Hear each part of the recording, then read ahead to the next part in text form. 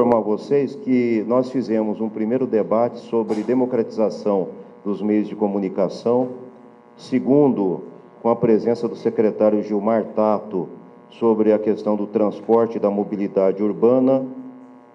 Outro debate foi com o secretário municipal de saúde, José de Filipe, seguido depois um debate com o secretário da Educação, César Calegari, que teve também a participação do Instituto Paulo Freire, da Selma Rocha, da Bia Pardi e do Enéas, que são coordenadores dos setoriais de educação do partido, em âmbito nacional, estadual e municipal. E fizemos, em seguida, um debate sobre políticas públicas para mulheres em São Paulo, com a participação da secretária Denise Mota Dal e também da Marta Regina, que é secretária de Mulheres. Hoje, o tema é Direitos Humanos em São Paulo. Em primeiro lugar, eu queria agradecer, Néder, de coração, esse convite, tá? Porque para mim é uma honra imensa poder participar desses espaços, desses fóruns de conversa, de debate no partido, porque eu acho que é fundamental o partido saber do que a gente está fazendo, como a gente se organiza, para poder participar, poder acompanhar, poder criticar, monitorar as nossas ações. E eu quero ter essa relação cada vez mais estreita, né, com esses fóruns partidários, e acho que a oportunidade que você está me oferecendo, Néder, é muito importante, te agradeço imensamente por isso. Primeiro, seria importante destacar dois grandes momentos da discussão dos direitos humanos no mundo. Tá?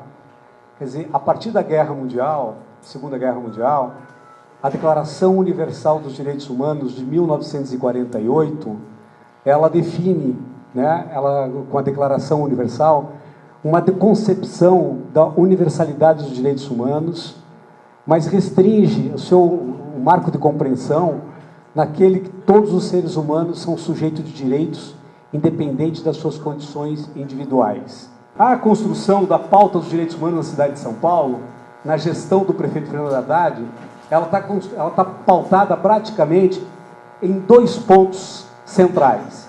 Na afirmação dos direitos humanos, que depois nós vamos desenvolver, e na participação social como método de gestão.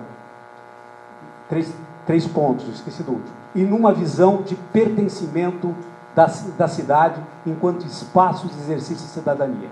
Isto é o que, gente? Tudo que nós desenvolvemos do ponto de vista da construção da nossa política de direitos humanos na cidade de São Paulo, ela está firmada nesses três eixos. Uma, que nós temos que tratar todo cidadão da cidade de São Paulo como cidadão sujeitos de direitos. Eles têm direitos à moradia, eles têm direito a um ambiente adequado, eles têm direito à liberdade de expressão, eles têm direito à cidadania, eles têm direito à moradia digna. Então, dessa forma que a gente pautou e nela nós construímos nosso programa de governo. A segunda, a participação social como método de gestão, que significa o quê? Nós não chegaremos a lugar nenhum, tanto na construção da agenda de direitos humanos, como qualquer agenda de política pública, se nós não fizermos um processo amplo de participação social.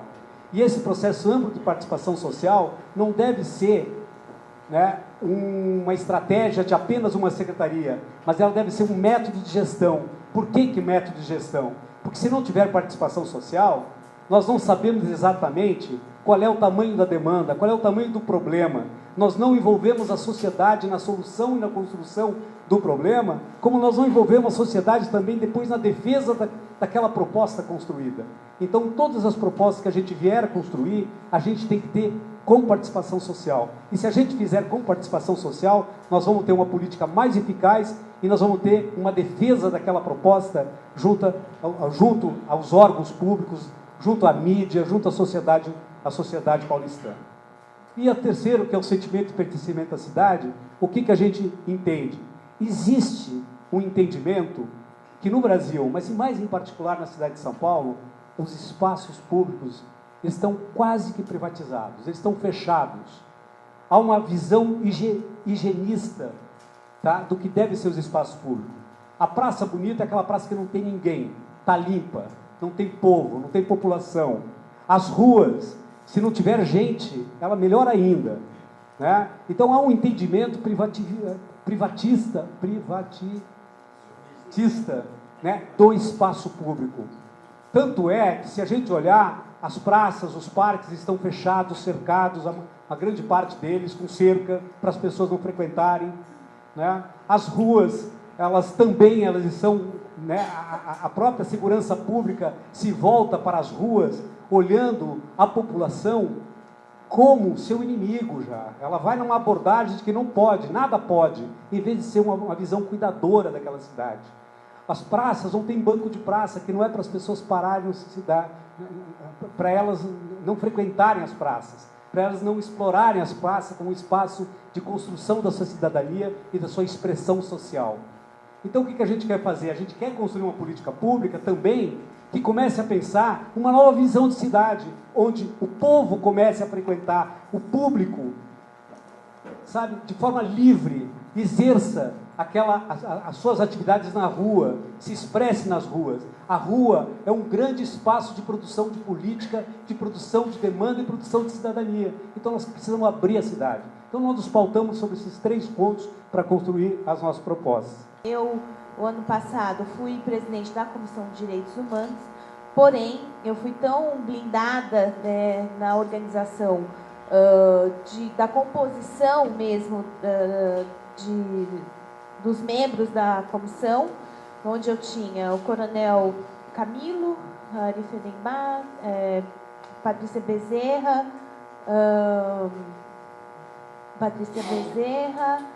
o Calvo, né, Dr. Calvo. Então, uma composição que, em toda a minha situação que eu colocava, e lá na casa tem uma diferença um pouco, às vezes, da Assembleia, né? A gente precisa passar tudo pela comissão, para ser deliberado pela comissão, para você colocar os temas né, de organização de direitos humanos. Então, a gente teve muita dificuldade de avançar, principalmente em temas quentes na relação de direitos humanos, e que eu tive muitas vezes que fazer pelo mandato, sem passar pela comissão, para poder falar sobre alguns temas, como população de rua, como a questão de violência policial, principalmente na periferia. Diversas situações a gente teve que, e o PSDB sempre organizado para, quando você vai falar alguma coisa, eles colocam que é a relação com a questão do PSDB, segurança, que a Comissão de Direitos Humanos basicamente tem uma organização focada na área da segurança e discriminação, né? A gente também tem a questão da Comissão da Verdade, que acabou sendo organizada pelo vereador Natalini, que muitas vezes acaba se organizando mais para o mandato dele, na organização dele, que necessariamente fazer uma composição diretamente com os membros da comissão.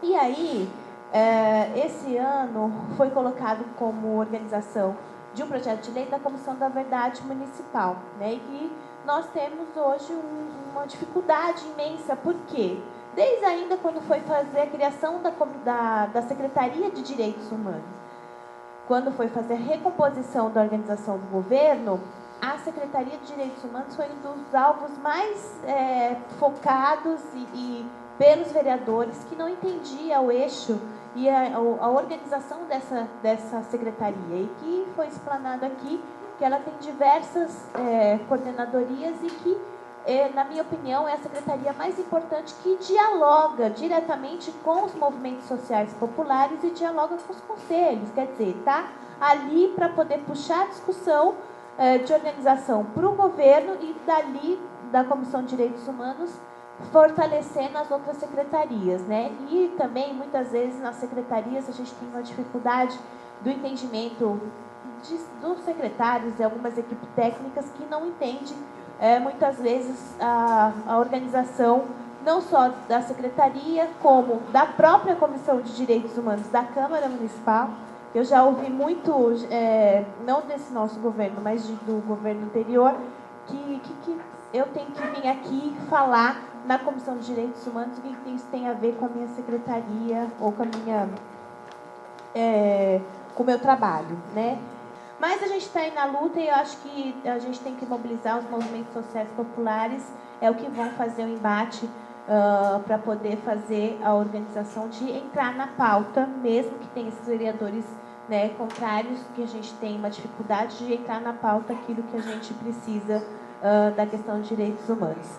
A gênese da nossa política vem da Inquisição, da escravidão, passando farta e gostosamente pelo período do fascismo, do nazismo. O que era a Inquisição? O que era a Inquisição? Qualquer pessoa, num determinado período da história da humanidade, que fosse considerado bruxo, herege, qualquer coisa, podia ser acusado e condenado à morte sem nenhum processo, ou o processo da justiça canônica. E os judeus foram alvo da Inquisição, os árabes, os muçulmanos e quem tivesse na frente, inclusive os próprios católicos. Bom, esse lado oculto das sociedades,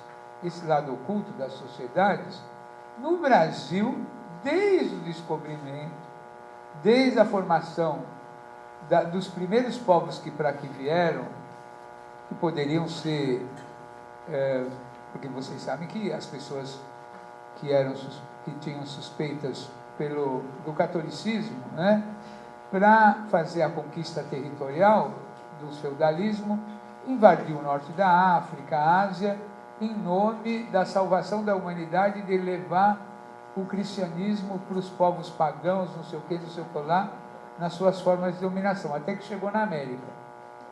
Então, por que eu estou fazendo essa introdução? A cultura da morte, da tortura, do extermínio, da perseguição e da matança justificada na religião contra os índios, contra os escravos, sempre foi uma doutrina quase religiosa. Não é à toa que os bandeirantes, né, grandes assassinos da humanidade, porém, que expandiram as fronteiras brasileiras, da linha de Tordesilhas até o Acre e tudo mais, são tidos como grandes heróis brasileiros da civilização, disso, daquilo e por aí afora. Bom, estou dizendo tudo isso porque até os dias atuais, você matar um negro é quase legítima defesa. É quase um direito. É quase uma necessidade. Um negro, um homossexual, tudo que tiver fora da ordem e da lei e que ameace a segurança pública. Tanto é que os grupos de negros, em mais de 2, já são considerados agrupamentos do crime organizado, pessoas altamente suspeitas e passíveis de morte sem nenhum problema de processo. Dentro dessa lógica e das necessidades do capitalismo, que vocês sabem, o capitalismo é sedento por lucros, fronteiras, e às vezes, quando o capitalismo não dá conta, ele golpeia, ele se arma e golpeia. Nós estamos vendo um filme ao vivo, não sei se é que os militares estão se sentindo atingidos por causa dos 50 anos do golpe, mas os militares são os cães amestrados do sistema capitalista. São os cães sardentos e amestrados do sistema capitalista. Os militares, as forças militares, são a gendarmeria do sistema. E quando o sistema precisa de sangue, precisa de dinheiro, precisa de capital, precisa de terras, precisa de fronteira, ele recorre aos seus cães de guarda.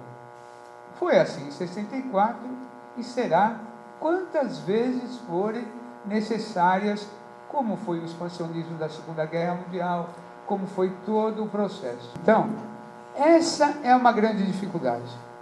O capitalismo, seja ele americano, seja ele europeu, seja ele na África, ele enxerga essa questão como uma questão de necessidade, de maioria, de extinção do exército de reserva, da sobra, né, dos condenados da terra, dessas sobras que as guerras se encarregam de fazer o extermínio, ou essa pena de morte não decretada, que no Brasil tem um nome chique, a pena de morte tem um nome chique, resistência seguida de morte.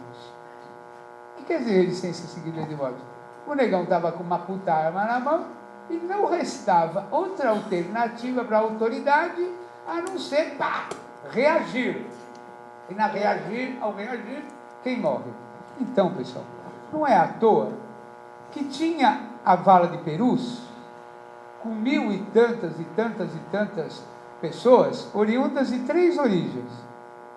A epidemia da meningite, os mortos do Esquadrão da Morte e os da resistência política. Mas isso já acabou, não acabou? É verdade, só que a gente abre a Folha de São Paulo na segunda-feira e sabe que o nosso querido Instituto Médico Legal, com a avalização do Serviço de Verificação de Óbito, continua enterrando os indigentes nos cemitérios paulistas em valas comuns. Entenderam? Por que a gente é revoltado? Por que a gente não tem o que fazer? Porque, embora no dia que o Rogério Sotile manda o projeto de lei da Comissão da Verdade para a Câmara, foi falado no assunto das valas comuns, que apareceu aí na Comissão da Verdade da Câmara Municipal. Depoimento. E o Padre Júlio fala todo dia: a população de rua está sendo enterrada em cemitérios, em valas comuns. Não, esse é louco. Arquiva. Tá bom? Viva a loucura.